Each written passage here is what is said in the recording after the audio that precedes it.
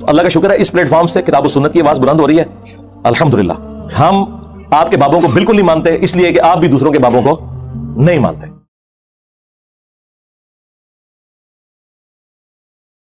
Terms کے طور پر اگر کوئی الفاظ آپ یوز کریں تو یہ جائز ہے. جیسا کہ اردو زبان کے اندر آپ نے ایک لفظ بڑا سنا ہوگا، ناخدا. یہ اصل میں فارسی زبان سے لفظ آیا ہے. یہ لفظ تھا ناؤ خدا. ناؤ کہتے ہیں کشتی کو اور خدا کہتے ہیں نظام کے چلانے والے کو. ناؤ خدا کشتی کا چلانے والا. جیسے آپ کہتے ہیں ٹرک ڈرائیور، بس ڈرائیور.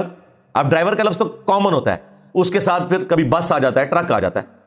تو ناؤ خدا، ناؤ کہتے ہیں کشتی کو، خدا اس کا چلانے والا. لیکن یہ بولنے میں ذرا ایک لمبا سا لفظ تھا تو وہ بیچ میں سے واؤ اڑا کے تو اس کو مختصر کیا، جس طرح اردو میں کئی اور الفاظ بھی مختصر ہو گئے. اکثر یہ کام شعراء نے کیے ہیں، کیونکہ انہوں نے اپنے شعروں میں جب وزن بٹھانا ہوتا تھا تو بعض اوقات ایسے الفاظ آتے تھے کہ وہ شعر کی روانگی کو توڑتے تھے.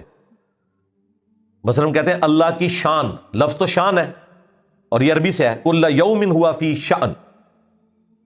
لیکن ہم نون غنہ کے ساتھ بھی شان لکھتے ہیں،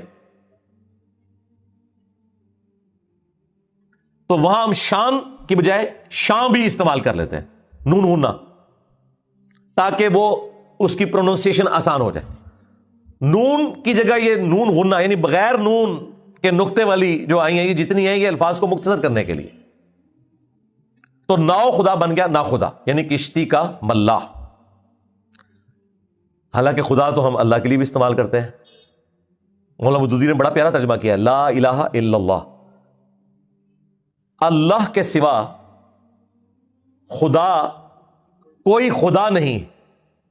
اچھا، اب وہ معبود کو انہوں نے خدا کر دیا، یعنی خدا جس کی پرستش کی جائے، پوجا جائے. اب یہاں پہ جب خدا کا لفظ آئے گا پھر یہ وہ کشتی والا خدا نہیں ہوگا، یہ معبود کے معنوں میں آئے گا. معبود کے معنوں میں تو خدا پھر ایک ہی ہے، لیکن نظام چلانے کے معنوں میں آپ رب، خدا باپ کے لیے استعمال کر سکتے ہیں، کوئی بیوی اپنے خاوند کے لیے استعمال کر سکتی ہے. تو یہ سرکمسٹانسز بتائیں گے یہ لفظ کس لیے استعمال ہو رہا ہے. تو اس میں بھی دیکھیں یوسف علیہ السلام کہہ رہے ہیں کہ ان قریب تم میں سے ایک شخص اپنے رب کو شراب پلائے گا. تو یوسف علیہ السلام نے شرک تو نہیں کیا، رب کا لفظ مالک کے لیے بول کے، یہ ٹرم کے طور پر تھا. اسی کے تحت میں نے ایک ٹرم ڈیوائز کی تھی، اس کے اوپر اللہ کے فضل سے بریلویوں نے بھی کلپ بنائے کہ انجینئر صاحب نے شرک کر دیا ہے. مجھے بڑی خوشی ہوئی کہ بریلویوں کی زبان پہ شرک کا لفظ تو آیا، وہ تو کہتے ہیں شرک ختم ہو چکا ہے. تو پہلا پھکا تو یہ کہ شرک تو ختم ہو چکا ہے. انجینئر صاحب نے کہاں سے کر لیا؟ شرک تو ختم ہو چکا ہے اس امت میں. وہ کہتے ہیں دیکھیں انہوں نے کہا کہ جنت میں اللہ تعالیٰ انسان کو منی گاڈ بنا دے گا، تو خدا تو ایک ہے جنت میں پہنچ کے بھی. حالانکہ میں نے پورا ایکسپلین کیا تھا کہ خالق اور مخلوق کا فرق، اور یہ گاڈ کی ٹرم میں اس اعتبار سے یوز کر رہا ہوں کہ یہ خدا کی کوالٹی تھی کہ جو انسان خواہش کرے گا وہ اسے مل جائے گا. یہ صرف اللہ کی کوالٹی ہے، کن فیکون. اللہ تعالیٰ جنت میں اس سے بھی ایک سٹیپ آگے کہ انسان جو دل میں بھی سوچے گا نا کہ مجھے یہ مل جائے، وہ مل جائے گا. کن فیکون بھی نہیں کہنا پڑے گا، خواہش کرے گا وہ اس کے سامنے آ جائے گی. تو انسان کے اندر جو خدا بننے کی خواہش ہے نا چھپی ہوئی، یہ ہے، میں آپ کو بتا دوں. اسی وجہ سے انسانوں نے دعوی خدائی کی ہے. یہ اللہ تعالیٰ پوری کرے گا اس اعتبار سے کہ آپ کی مرضی ہوگی، آپ کی جنت ہوگی. بخاری مسلم میں ہے کہ جو سب سے آخر میں جنت میں جائے گا نا، اسے بھی اس پلانٹ ارتھ سے 10 گنا بڑی جنت دی جائے گی. 10 زمینیں پوری، پلاٹ نہیں سرکار، پوری ارتھ کے برابر 10 زمینیں یہ اس جنتی کو ملیں گی جو ہزاروں لاکھوں سال اپنا عذاب بھگت کے اینڈ پہ جہنم سے نکالا جائے گا. اس کے بعد کوئی بندہ نہیں نکلے گا، وہ پکے جہنمی ہوں گے جو کافر ہوں گے. اسے بھی اس دنیا سے 10 گنا بڑی جنت دی جائے گی، اور پھر وہ جو چاہے گا اسے وہاں پہ ہوگا. تو اس معنوں میں نے یہ بات کی تھی کہ ہم اس خدا سے محبت کیوں نہ کریں جو اپنی خدائی میں اکیلا تھا. چاہتا تو اکیلا ہی رہتا، اس نے محض اپنے فضل سے ہمیں پیدا کیا، اپنی شناخت کروائی، اور پیغمبروں کے ذریعے نور علی نور والا معاملہ کیا. ہم تو کچھ نہیں تھے، اب ہمیشہ کے لیے اس نے ہمیں بھی بنا دیا. اب آپ اس رب سے پیار کریں، محبت کریں جس نے آپ کو ہمیشہ کی زندگی دے دی ہے. وہ آپ کو پیدا بھی نہ کرتا تو پابند نہیں تھا. آپ مجھے بتائیں، یہ چند سالوں کی زندگی ایک تکلیف دہ ہے، اس کے بعد اربوں سال کی جو زندگی ملنے والی ہے، آپ اسے کبھی تصور کریں تو انسان وہ پوری زندگی بھی شکر میں گزار دے نا، تب بھی اس کا شکر ادا نہیں ہو سکتا. کہ یا اللہ ہم تو کچھ بھی نہیں تھے، تو نے پیدا کیا اور ہر لذت کی اٹریکشن ہمارے اندر رکھی، خواہ وہ کھانے پینے کی لذت ہو، سیکس کی لذت ہو، کسی اور طرح کی لذت ہو، اچھے مکانات کی لذت ہو، اوڑھنے کی لذت ہو، سیر و سیاحت کرنے کی لذت ہو، یہ ساری لذتیں ڈالی، ان کی تکمیل بھی کروا دی، اور پھر ایسی تکمیل کروائی کہ ہمیشہ کے لیے کروا دی۔ تو اکیلے خدا نے اپنی سلطنت میں اپنی مخلوق کو بھی شریک کیا جو ٹیسٹ کو پاس کریں گے، رہیں گی وہ مخلوق ہی، خالق وہی ہے، معبود وہی ہے، لیکن وہ حکم اس کا بھی چلے گا جنت کے اندر جو اللہ تعالیٰ اسے جنت دے گا۔ اور کیا کمال کی چیز ہے کہ اللہ ہمیشہ سے تھا اور ہمیشہ کے لیے ہے، ہم ہمیشہ سے نہیں تھے لیکن ہمیشہ کے لیے ہے۔ سرکار اس چیز کو امیجن کریں، اللہ تعالیٰ نے اپنی یہ کوالٹی بھی آپ کے ساتھ شیئر کر لی ہے۔ خالق اور مخلوق کا فرق اپنی جگہ موجود ہے، نہ اب اللہ کو موت آنی ہے جنت میں، اللہ کو تو آنی نہیں، نہ ہمیں موت آنی ہے۔ اور دوسری کوالٹی یہ شیئر کی کہ گیون سرکمسٹانسز میں جتنی جنت آپ کو اللہ نے دی ہے نا، وہاں آپ کا آرڈر چلے گا آپ کی خواہش کے اوپر، اور اسے فنا بھی نہیں ہوگا۔ یہ تو اللہ کی کوالٹی تھی کہ اس کے خزانوں میں کمی نہیں آتی تھی، جتنا بھی خرچ کرے خزانے اتنے ہی رہتے تھے۔ آپ کی بھی جنت اتنی ہی رہے گی جتنا مرضی اسے خرچ کرے، جتنی دیر کے لیے مرضی کرے۔ یہ کانسیپٹ آنے کے بعد آپ اللہ سے محبت کر سکتے ہیں، اس کے بغیر اللہ تعالیٰ سے صرف آپ ڈر سکتے ہیں یا نفرت کر سکتے ہیں، تیسرا کوئی آپشن نہیں ہے۔ نفرت کریں گے کس مصیبت میں ڈال دیا، پتہ نہیں میرا کیا بننا ہے۔ جو نفرت والے معاملے میں پڑھتے ہیں وہ کفر کی روش اختیار کر لیتے ہیں، ڈینائل آف گاڈ کر دیتے ہیں کہ ٹھیک ہے جان ہی چھڑا لیں۔ جو دوسرے بچتے ہیں نا وہ ڈر ڈر کے زندگی گزارتے رہتے ہیں، پتہ نہیں کیا بنے گا، پتہ نہیں کیا بنے گا، پھنسا دیتا، نماز نہ پڑھی ہے کر دے گا، اور یقیناً ایسا ہے، کرے گا بھی، اس سے زیادہ ہی کرے گا جتنا آپ سوچ رہے ہیں۔ تو میں اکثر سوچا کرتا تھا یار کہ اللہ کی کون سی ایسی چیز ہے جس کی وجہ سے میں اس سے محبت کروں؟ میں تو یا اس سے نفرت کر سکتا ہوں کہ مجھے کس مصیبت میں ڈال دیا۔ یہ میں جینون بات کر رہا ہوں، جس طرح ڈاکٹر اقبال نے شکوہ جینون کیا تھا۔ تو میں یا تو اس سے نفرت کر سکتا ہوں یا میں اس سے ڈر کے زندگی گزار سکتا ہوں۔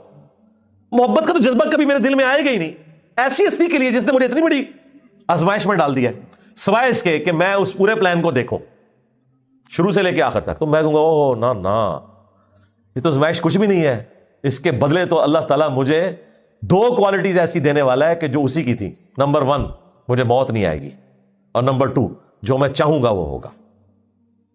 تو پھر ایسے خدا سے محبت کا جذبہ پیدا ہوتا ہے۔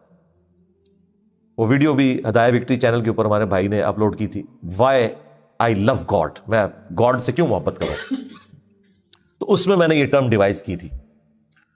تو جب لوگوں نے اعتراض کیا تو پھر میں نے قرآن سے ہی مثال دی تھی کہ دیکھو حضرت یوسف علیہ السلام نے کیا کہا کہ تم میں سے ایک شخص عنقریب اپنے رب کو شراب پلائے گا۔ تو یوسف علیہ السلام اس کافر بادشاہ کو، ظاہر ہے مسلمان بادشاہ تو نہیں شراب جو پی رہا ہے، اس کو شراب پلانے والے کو کہہ رہے ہیں کہ تو اپنے رب کو شراب پلائے گا۔ یوسف علیہ السلام تو کوئی احتیاط والے الفاظ کہتے ہیں، نہیں الفاظ کا چناؤ انجینئر صاحب ٹھیک کریں۔ یوسف علیہ السلام کا بھی انہوں نے چناؤ ٹھیک کروانا تھا، بلکہ یہ یوسف علیہ السلام کا چناؤ اللہ نے قرآن میں انڈورس کر دیا، اب تو یہ اللہ کا بھی چناؤ ہو گیا۔ اس سے یہ پتا چلا کہ ظاہری اسباب اختیار کرنا انبیاء کی سنت ہے، اس میں کوئی شرک نہیں ہو جاتا، ورنہ اس سے بڑھ کر کون سی توحید والا معاملہ تھا۔ اکثر لوگ توحید کے معاملے میں بڑا غلو کرتے ہیں، وہ کہتے ہیں جی آپ نے مخلوق سے کوئی سفارش کروا لی، کچھ کہہ دیا تو یہ بھی شرک ہو جائے گا، ڈائریکٹ اللہ سے مانگنا چاہیے۔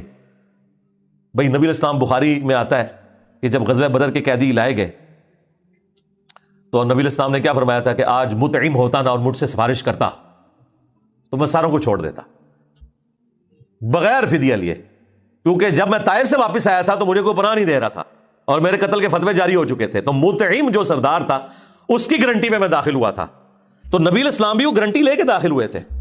یہ بابوں کے بارے میں جو انہوں نے عقیدے بنایا، نگاہ مار کے کر دیتا وہ کر دیتا، خدا دا نا جے اللہ دے وہ بندے ہو، دنیا میں اس طرح ہوتا ہے۔ بھائی نبی علیہ السلام کی پوری زندگی معاہدوں سے پورا ہے، ٹھیک ہے، قیدیوں کا بھی تبادلہ ہوتا ہے، ٹھیک ہے، کس طرح معاملات آپ لے کے چلے اسباب کے ساتھ دنیا کو اللہ تعالیٰ نے جوڑا ہے۔ تو یہاں بھی یوسف علیہ السلام نے کہا جس کے بارے میں انہیں یقین تھا نا کہ چھوٹے گا، ان کا کہ یار بادشاہ ذکر کرنا، انہوں نے میرے ساتھ یہ کیا کر دیا، مجھے تو جیل میں ڈلوا دیا۔ اللہ اکبر۔ وہ بھی آپ آگے پڑھیں گے کہ یعنی وہاں پر یوسف علیہ السلام نے پھر اپنی عاجزی کا اظہار کیا کہ میں یہ دعویٰ نہیں کرتا کہ میں پاک باز ہوں، نفس تو برائی کی طرف مادہ کرتا ہے، مگر جس کو رب بچا لے، مجھے رب نہیں بچایا تھا، اس وقت بھی انہوں نے اپنا ذکر نہیں کیا۔ یہ پیغمبروں کی خوبی ہے الحمدللہ۔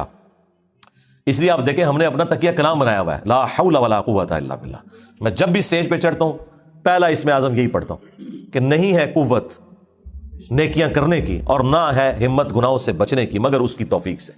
لا حول ولا قوت الا باللہ، اس سے بڑا کوئی اسم اعظم نہیں ہے، اس سے بڑا کوئی وظیفہ نہیں ہے. یہ بخاری مسلم میں نبی علیہ السلام نے کہا میں تمہیں جنت کے خزانوں میں سے خزانہ دیتا ہوں، لا حول ولا قوت الا باللہ. اب انشاءاللہ تعالی اگلی کلاس کے اندر یوسف علیہ السلام کے لیے جو ایک راستہ کھلا اس قید خانے سے نکلنے کا، اس کا ذکر آئے گا، اور اگلی آیات سٹارٹ ہوں گی اگلا رکوع اس خواب سے جو پھر بادشاہ وقت نے بھی دیکھا. اب دیکھیں گے خوابوں کے ساتھ ہی سارے معاملات چل رہے ہیں، اور یوسف علیہ السلام کو بھی اللہ تعالیٰ نے وہ علم سکھا دیا. اللہ تعالیٰ سے دعا ہے جو حق بات میں نے کہی اللہ تعالیٰ ہمارے دلوں میں راسخ فرمائے. اگر جذبات میں میرے منہ سے کوئی غلط بات نکل گئی تو اللہ تعالیٰ ہمارے دلوں سے محو کر دے، دھو دے، ہمیں معاف بھی فرما دے. ہمیں کتاب و سنت کی تعلیمات پر عمل کر کے دوسرے بھائیوں تک پہنچانے کی توفیق عطا فرمائے. سبحانک اللہم و بحمدک، اشہد ان لا الہ الا انت، استغفرک و اتوب الیک، وما علینا الا البلاغ المبین. جزاکم اللہ خیرا.